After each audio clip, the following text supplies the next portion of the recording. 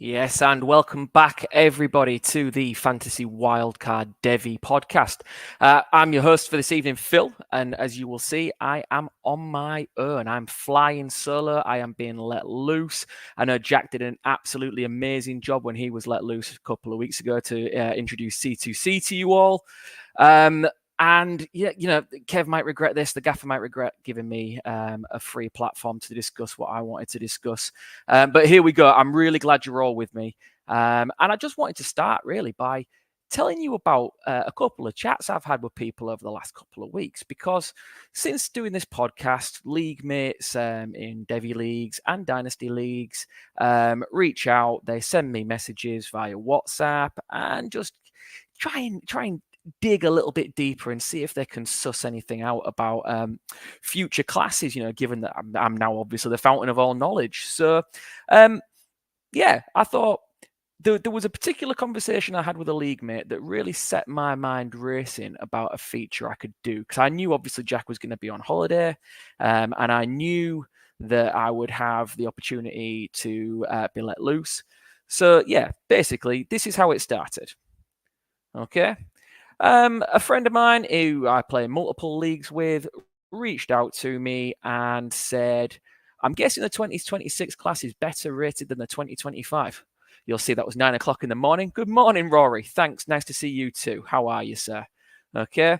But I couldn't resist. I sent him quite a lengthy reply that I've just snipped off there. But I've replied by saying, interesting to see what you've seen or heard that makes you feel or that 26 is a better class, to which he very hastily and swiftly replied, so I knew that the 2025 running backs are meant to be very handy and the QBs are not.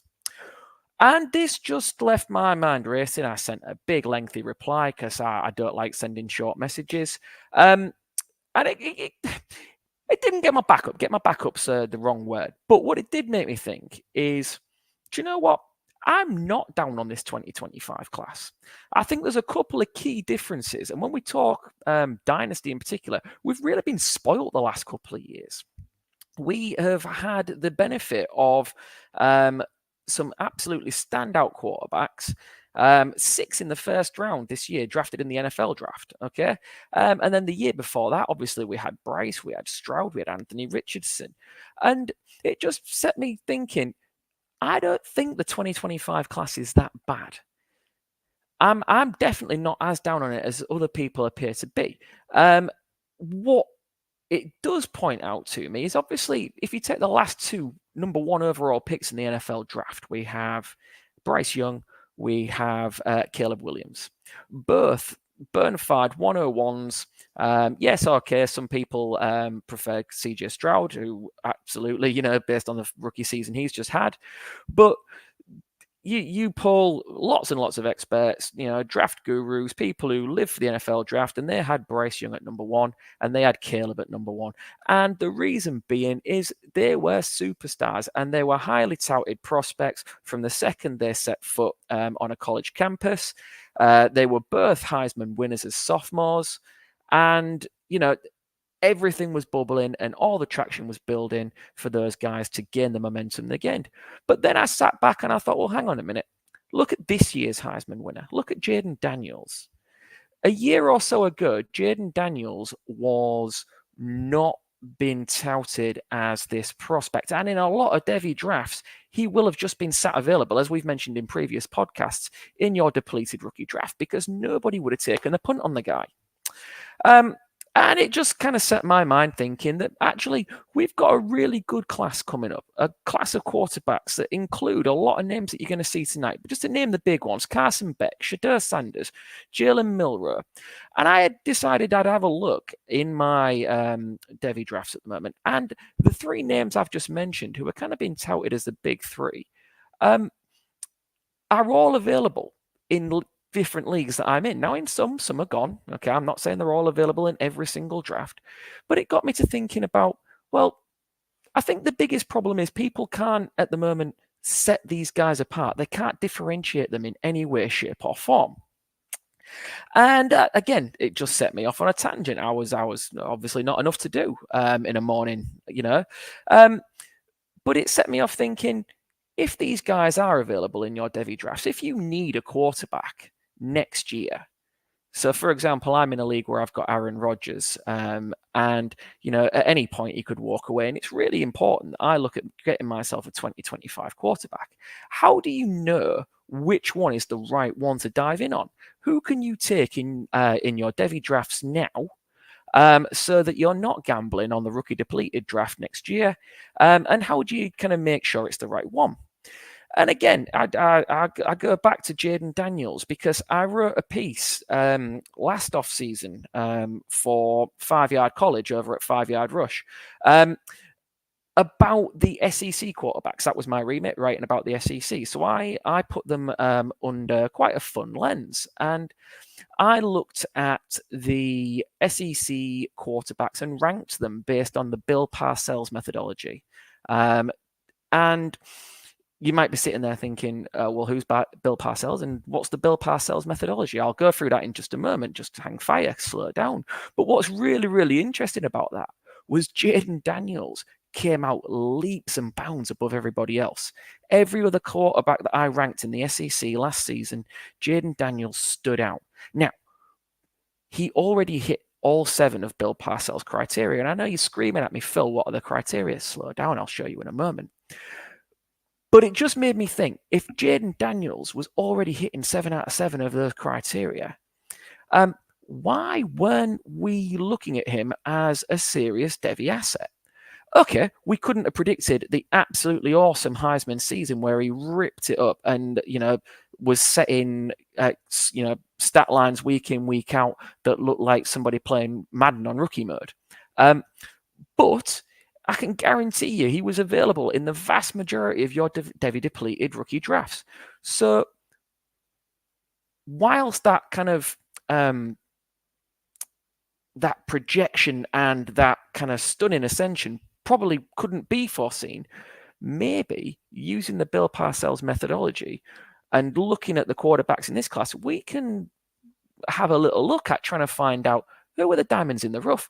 Maybe we can start to set apart our Carson Becks from our Jalen Milrose, from our Shedeur Sanders, from our Cam Wards, from our Riley Leonards. So I just thought, all right, well, let's have a little bit of a dig into this class and see what we can do. So that is exactly how we're going to spend this evening. We're going to have a look at evaluating the top fantasy Devy quarterbacks in the next draft class using Bill Parcells' rules. Okay, so just to be clear, there were 7 rules. And I want to be completely honest. This system is somewhat out of date. Okay?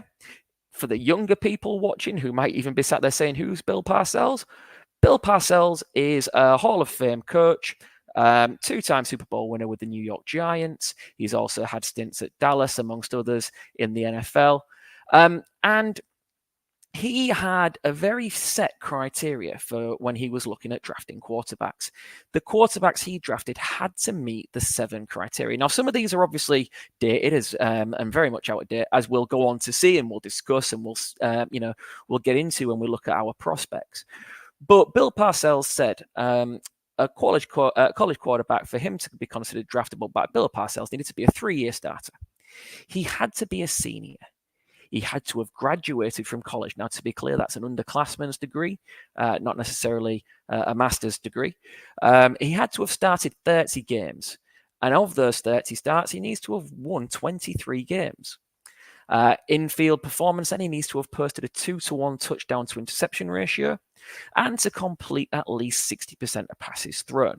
Now, you might be sat there saying, all right, okay, but what do they look like on tape? And it amazes me as a Devy guy and a tape guy, you've sat and watched episodes with us now where we have very much looked at the tape. This doesn't take the tape into consideration. It doesn't take in mechanics. It doesn't take in PFF stats. It doesn't take in all the good stuff that us Devy junkies absolutely love. It was a methodology that was based on simply the man, the person, having experience. The kind of main idea was that to have the mental reps you needed to quarterback at a high level And the skill set, the people skills, the interpersonal skills to be a leader and to succeed in life, not just football. Now, what it should be said then is if you stick to that stringently, there are going to be big misses. Okay, it should be a guideline these days, perhaps rather than the rules that Bill Parcells used. If you stick to it stringently and don't look at the tape and kind of get that fine balance, it's going to go pretty wrong pretty quickly. But if you just take the methodology, if you just take Bill Parcells' rules and look at quarterback hits he would have had over recent years, and I've tried to pick ones that are good fantasy players as well, just to give you an idea. Matthew Stafford, okay, Drew Brees, Andrew Luck, Lamar Jackson, Kirk Cousins, Derek Carr. Most recently, I think the biggest success story would be Brock Purdy, who sat undrafted and sat on waivers in fantasy leagues until injury to Trey Lance gave him his opportunity and his way in. Okay? So, some really, really good quarterbacks that would have been picked up by fitting these 7 criteria. However, I know you're all be shouting at me now, yeah, Phil, but not everybody fits that criteria. You're right, absolutely. And if we stick to his methodology, okay, and only draft based on those 7 criteria, we would have missed out on Kyler Murray, Cam Newton, Tom Brady. I'm going to throw Aaron Rodgers in there because I'm not sure if junior college counts in the 30 games. But we wouldn't have hit Patrick Mahomes, arguably the best quarterback ever, because he didn't fit all 7 of Bill Parcells' rules. And then obviously last season's QB1 and one of the top picks in Dynasty at the moment, Josh Allen, wouldn't have fit the ratio. So it's clear it is not perfect. This is not an exact science. The guys I've just mentioned there are currently or have been elite NFL QBs and dominant fantasy performers. I think the most interesting part of these rules falls on the experience part of this, because I think the focus should be who it would have helped us avoid. Now, it's really, really easy, in the social media era and the YouTube era to do your prep based on looking at highlights, YouTube cut-ups, highlights, where it shows you all the good and none of the bad. The Bill Parcells system would have helped us in recent years avoid Mitch Trubisky, who only hit 2 of the 7 Parcells rules. It would have helped us avoid Trey Lance, 2 out of 7 of the rules. Zach Wilson, 3 out of 7. If there is a poster boy for an NFL bust and a fantasy bust, we saw that kind of throw off his back foot at his pro day that went absolutely viral, and the world fell in love with Zach Wilson, when perhaps, the rules didn't back it up. He was lacking some of that fundamental experience and perhaps maturity, as we've seen when he went to the New York Jets. It would have helped us miss Justin Fields, who, you could make the argument has had a couple of really good fantasy seasons, but have they come as a quarterback, or have they come purely based off his rushing upside? Well, the irony is now, whatever we feel about him as a fantasy quarterback, he's not a starting NFL quarterback. It would have also helped us miss Sam Darnold, who went number 3 overall in that class of 2018.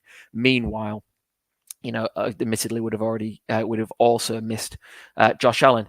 So, like I say, heading into the 2024 college season, I wanted to have a look at how some of the biggest names in Devy and in Dynasty and in Fantasy stack up against those 7 rules. Hopefully, it'll help us identify which players have got work to do and in what areas. Maybe we see which ones that are big Devy names are also a hit using the methodology. And maybe, just maybe, we can help you find a sleeper, so that when you come to your Devy drafts this year, you can take a punt on a guy. You get to your 5th round pick, your final pick, and the choice is, this 2025 QB still sat there. He fits these Parcells rules. We've seen it work for Jaden Daniels. Maybe, just maybe, I take a gamble on this guy in the 5th, rather than that 3-star incoming freshman who's going to be playing sparingly down a depth chart at a big school. Might never get his shot. But, again, in Devy circles, we tend to go gooey for those new incoming freshmen. Maybe we can help you find a winner and a Devy sleeper. So that's the idea, okay? Quick disclaimer. Will this guarantee success in your Devy leagues? No, it won't. Is it foolproof? I hope I've showed you already. No, it isn't. Okay. After all, Ian Buck and Kenny Pickett graded out highly using this methodology, and I certainly hope you weren't spending first-round Devy picks on them. Okay, so here we go. QB number 1, Carson Beck. Okay, now you know we are Carson Beck fans on this show. We've spoke about him as our kind of number 1 guy at the moment based on what he's put on tape. When you look at the Parcells rules, he currently hits 4. I have given him the senior in college because he is coming into his senior college season. And he has graduated. He has an underclassman degree in sports management, communications, and public relations. He has not yet started 30 games. You would expect him to cross that threshold this year. And he's currently sat on 22 wins. I can see Georgia going better than a 1-win season, so he should tick that one off there. He is crushing the 2-to-1 touchdown to interception ratio, which you will see as we go on. Lots of these quarterbacks are hitting because this is a different game to when Bill Parcells set these rules out for himself and for his front office to help him when they were coming to drafting. But he hits the 2-to-1 touchdown to interception ratio comfortably at the moment with a 30 touchdowns to 8 interceptions, and he has a 71.1% passing percentage, a completion percentage, of the passes he's thrown. So he is absolutely carving that up. So here he is then at 4 out of 7. He's almost certain to hit the wins and likely the starts. Listen, this is where the methodology falls down. Is he going to grade the highest in the system? No, he isn't, because he sat behind Stetson Bennett. It's going to stop him achieving the 3-year starter. Bill Parcells would not have looked at Carson Beck. We are telling you, you should. Okay, we like the tape. We feel this guy can show this season that he's the real deal. But for the purpose of today, at the moment, he hits 4 out of 7. A decent start, but perhaps not spectacular. Okay. Home fan bias now. All right, we're going to take a look at Jalen Milroe, Alabama's quarterback. He, again, will not be a 3-year starter. He is coming into his senior season, and he does have his degree in business and entrepreneurship, Lank, etc. He has played in 30 games. However, not all as a starter. So he spelled Bryce Young, and he will go on to break that this year, I've got no doubt. But again, he's definitely not. He's only had the 1 year as a starting quarterback. He has won 23 games, but again, the caveat there is they are not all necessarily as a starter. There are garbage time games where it was really difficult when you go into the stats and the records and try and separate which games he started, which one he came in garbage time and threw a couple of passes for. But he has been a collegiate quarterback for 23 wins. He does comfortably, again, meet the touchdown to interception ratio at a clip of 29-9. So 1 out or 1 under, 1 under, 1 over. In the negative compared to Carson Beck on both of those. And he has a 64.7% completion rating, which gives him a 5 out of 7 at the moment. Like I said, I'm giving him the 23 wins, but we should acknowledge that they've not all come from games he started. He should have a good crack this year at it anyway, and he's well on track for him and Carson Beck to have very, very similar paths. I think they're two, with them playing at 2 big SEC schools who are going to be compared to each other an awful lot all the way down. You'd like to see his completion percentage rise again this season, particularly in Coach DeBoer's offensive system. Again, he's lacking the ultimate experience to set himself aside in this exercise because he sat behind Bryce Young. As far as the tape goes, he can be, and this is coming from a Bama guy, he can be maddeningly inconsistent. He needs to do a much better job of feeling the rush and speeding up his internal clock. It seems like he wants to do the right things. He wants to go through his progressions. But my God, he holds the ball too long. He holds the ball too long and gets himself into trouble. I'd just love him to feel that rush come in and use his athletic skills that we know he's got, because we've seen it on tape, to escape the pocket and live to fight another day, rather than trying to be a hero and nail it on every single play. He's another one. I think he's going to be in first round NFL draft conversation next year. Funnily enough, I'm in a draft at the moment that's going into its third round of its third year. And he is still sitting there. Maybe he's drafted by the time this goes out. Maybe he isn't, and I grab myself a bargain. Who knows? We'll wait and see. I'll report back next time. So moving on then. We have warned you. We've been skeptical. We've been cautious about Shedeur Sanders. However, when you look at the methodology, then when you look at the Bill Parcells rules, right now he is our leader in the clubhouse through the big three QBs. He is a 3-year starter. He is coming into his senior season. He hasn't yet graduated because of his transfer from Jackson State to Colorado. He has started 30 games. He has won 23 games minimum. He's currently at, let me double check my numbers, 25 wins. 21, however, of those wins came at Jackson State.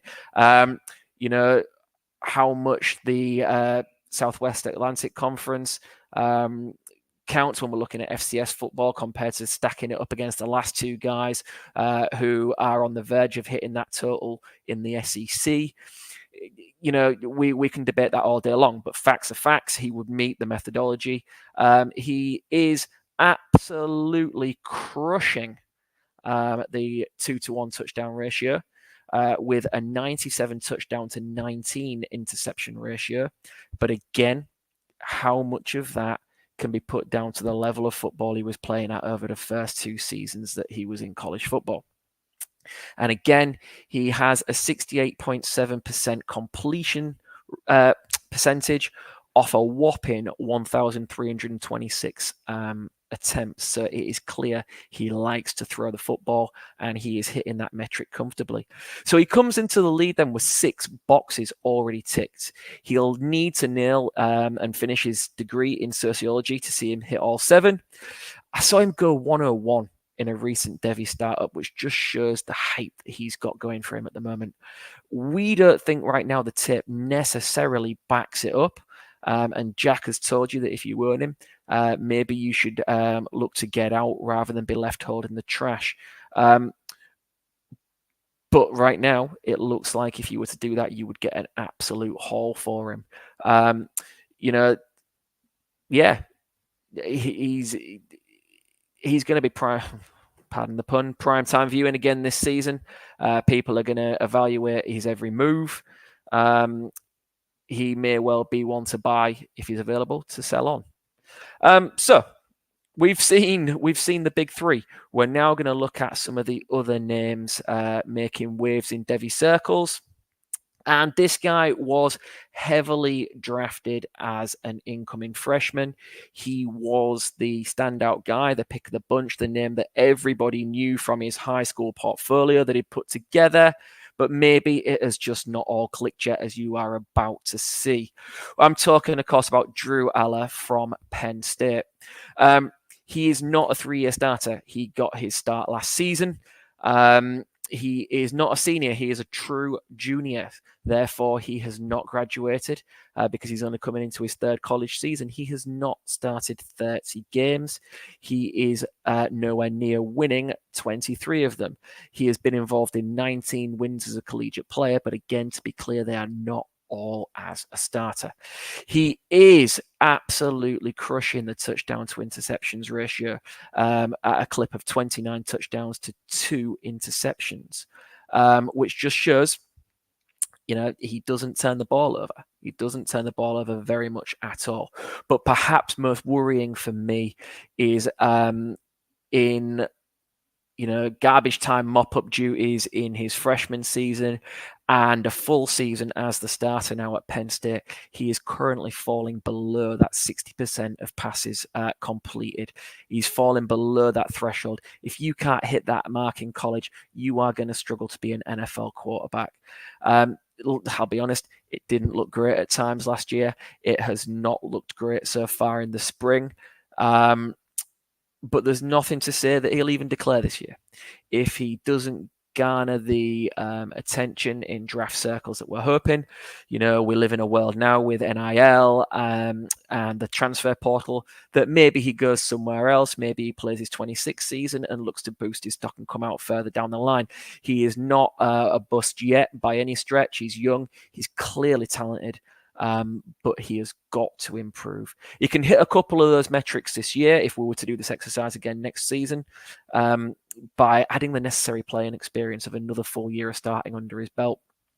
But the big one for me is if we want to take him seriously as a Devy prospect, that 60% completion percentage has got to it's got to be there. It's got to improve. Right now, lagging below that paints a worrying picture for Drew Aller. So one out of 7 and propping up the table for Bill Parcells metrics.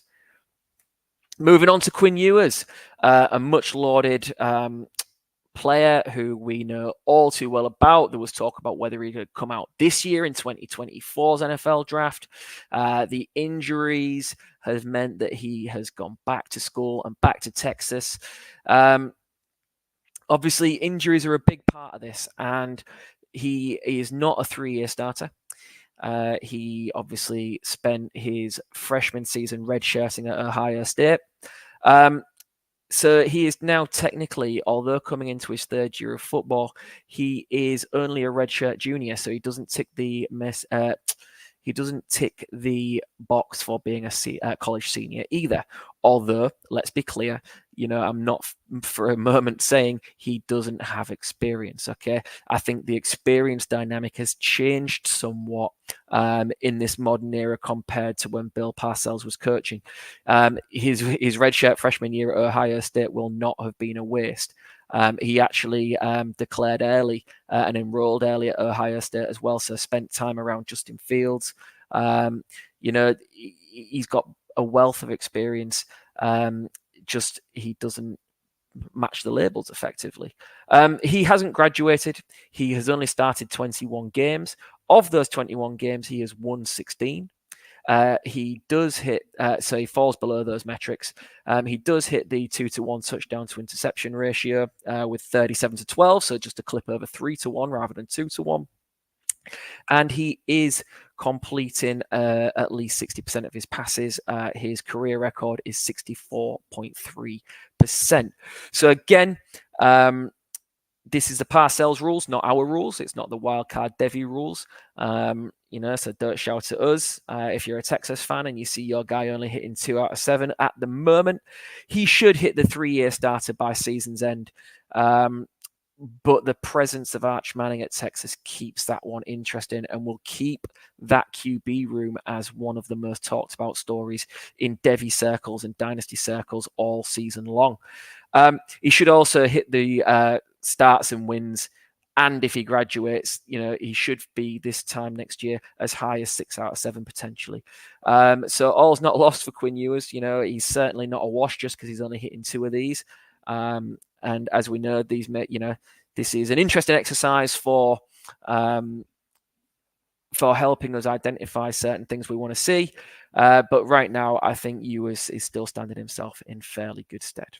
Okay, so sticking within the state of Texas, we will move across to the Aggies and Texas A&M's Connor Weigman.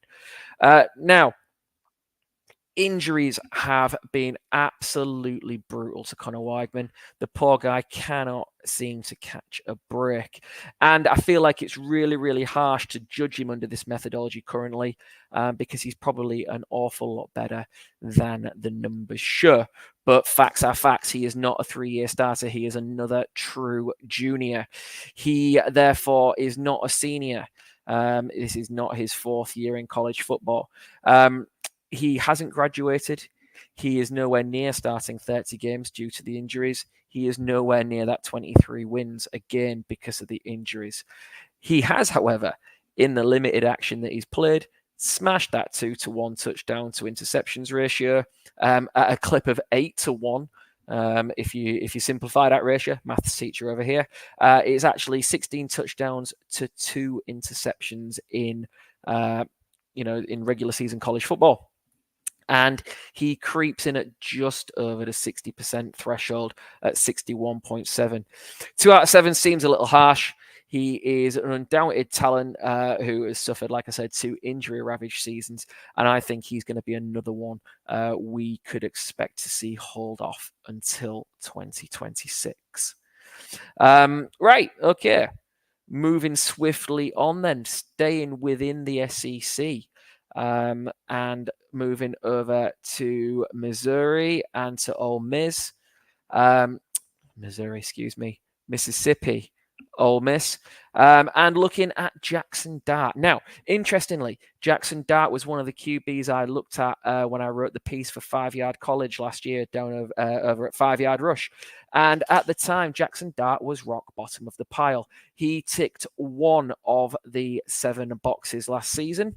And here he is just a year later, up to 4 out of 7.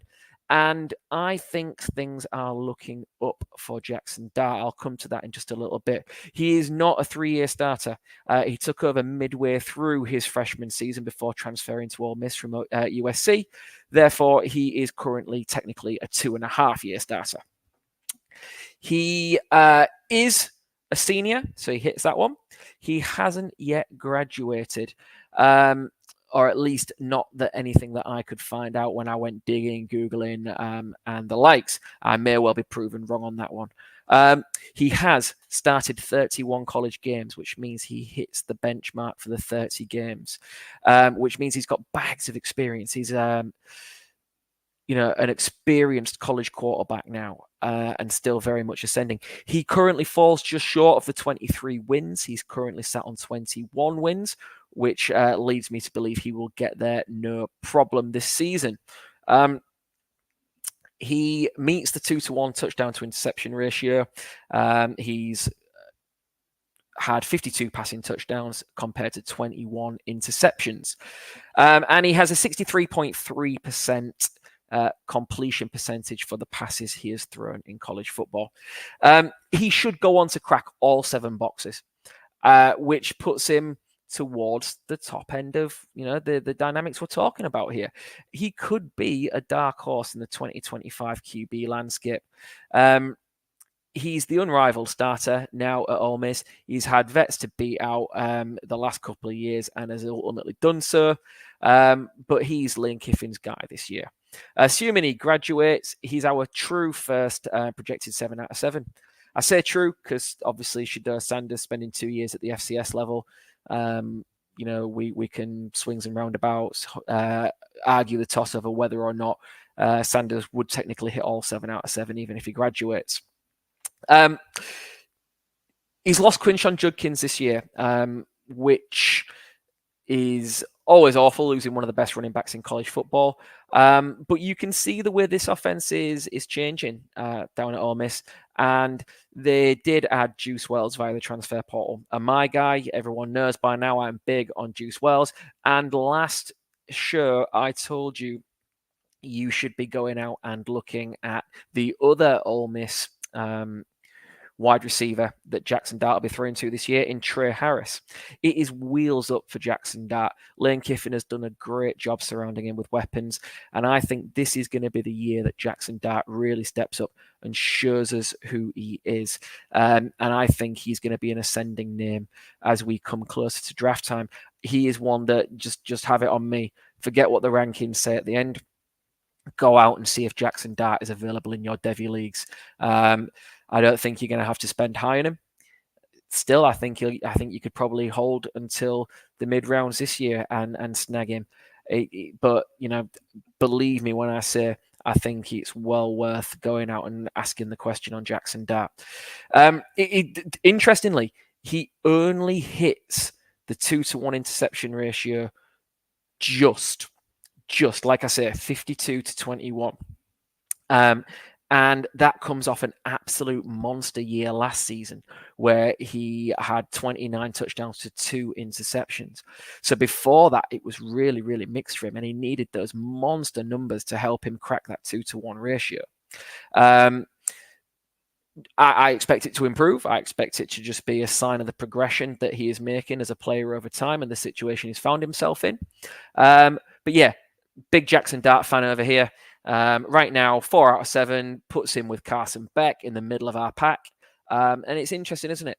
How we're talking about Carson Beck in NFL draft circles compared to how we're talking about Jackson Dart. There's things on tape that Jackson Dart needs to clean up, but I wouldn't say he's as far behind as people are making out. And obviously, when you look at the numbers here, using this metric to try and separate these guys, you can't at the moment. So here you go then. Moving on, we are going to take a little look at Cam Ward, incoming Miami Hurricanes quarterback after moving in the transfer portal this year from Washington State. And here you can see exciting times. Cam Ward is our first 7 out of 7 quarterback, already hitting every Parcells metric with a season of college football to play. There was talk that he would test the transfer portal this year. The transfer portal, the NFL draft.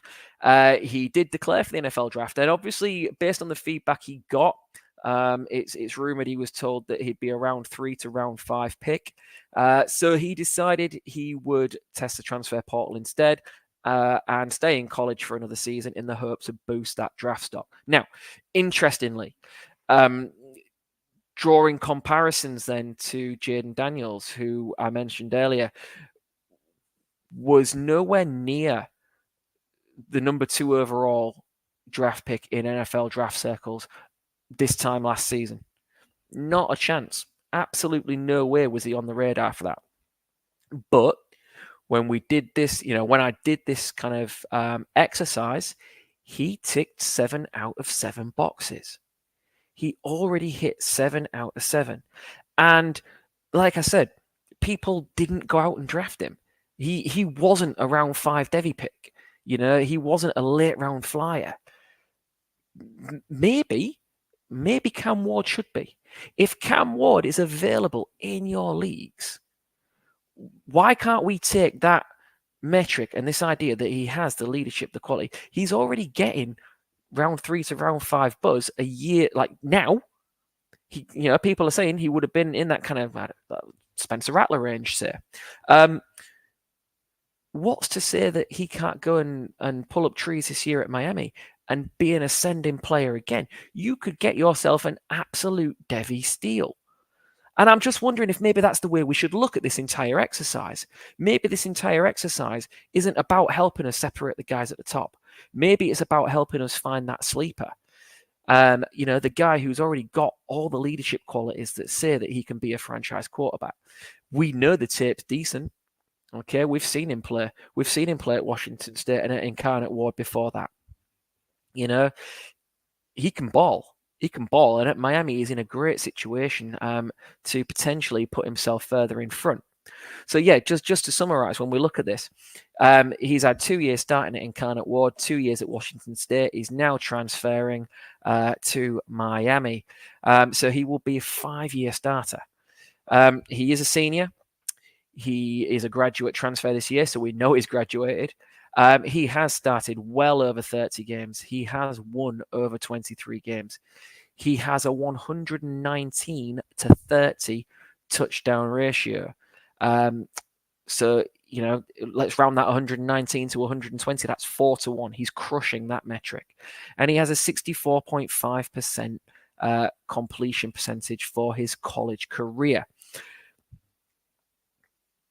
Yeah, what more can you say? Top of the pile, sitting pretty. Look at how it translates last year with Jaden Daniels. Could Cameron Ward be a sleeper in your drafts this year? Can you, Devy fans, watching this show, go out and snag him late? And, listen, it's a gamble.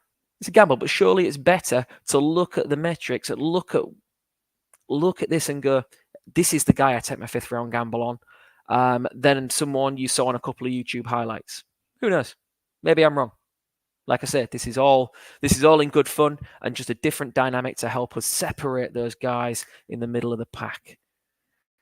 Next one then, Riley Leonard, Mags' favourite. Shout out to Mags and the Dynasty Hot Seat.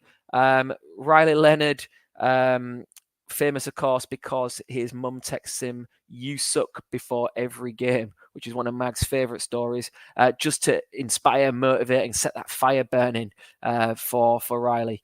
Riley Leonard, again, this off-season transferred. He's moved from Duke, and he has gone across to Notre Dame to take over from Sam Hartman, who, of course, is in the NFL looking magnificent as the backup to Jaden Daniels at Washington. 3 out of 7. 3 out of 7 for Riley Leonard. 3 out of 7 in bad. He is not a 3-year starter. His senior season is incoming. I could find no information on whether he's graduated or not. He has not started 30 games.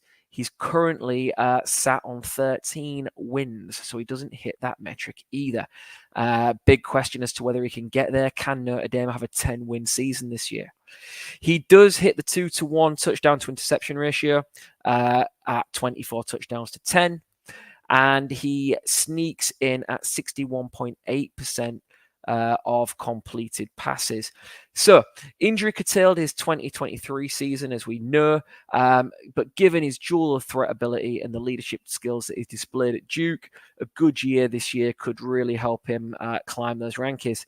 I think I'll be staying clear of him at the moment in Devy drafts, personally. He's one where if it all falls into place, I feel like he's the guy you snag in your rookie depleted draft next year. So yeah, short and sweet there on Riley Leonard. So there you have it. They're the big 9 names in Devy circles at the moment, the kind of guys who will be the names that are banded around in the run-up to next year's NFL draft. So yeah, there it is. The power rankings then, as it stands based on the Bill Parcells metrics for drafting quarterbacks. Remember, that does not take into account the tape. And as Devy guys, you know we love the tape to help us feel good about our convictions. But Cam Ward is leading the way, already smashing all 7 of those. Closely followed by Shedeur Sanders. Can he get his sociology degree? And reach all 7 out of 7. Even if he does, for you, are those figures skewed by the fact that he spent a couple of years performing at the FCS level rather than in where the big boys play in the FBS? Jalen Milroe, Carson Beck, I think are 2 of the names gaining traction at the top end of the NFL draft. They are going to be difficult to separate. I think they're going to be compared to each other all the way through. Right now, Jalen Milroe has the slight edge at 5 of those metrics ticked compared to Carson Beck's 4. Joining Carson Beck on 4 is Jackson Dart. Again, I am a big Jackson Dart fan. I think he is an ascending quarterback who could really break into that top 2-3 as it stands at the moment. I think he's a guy to keep an eye on. Riley Leonard would be my guy to wait and see if things fall into place rather than draft him in your Devy drafts now if he is still available. I think he's a rookie depleted guy. Quinn Ewers, listen, likely gone in your Devy drafts. He was a highly touted coming out of high school. I think like one of the highest ranked QBs ever when people do their top 100s, top 300s, and kind of in terms of his recruitment. But right now you can see he could make leaps and bounds this season if everything comes into place for him at Texas, who we expect to have a good year moving over into the SEC. But right now he's right the way down there on 2 out of 7, fundamentally lacking experience holding him back in the eyes of Bill Parcells. Connor Weigman, and we've already said injury ravaged, feels a little bit harsh to stick him all the way down there at 8 out of 9. But he is a name buzzing in Devy circles because we've seen the talent. Like we've seen that he's a good football player.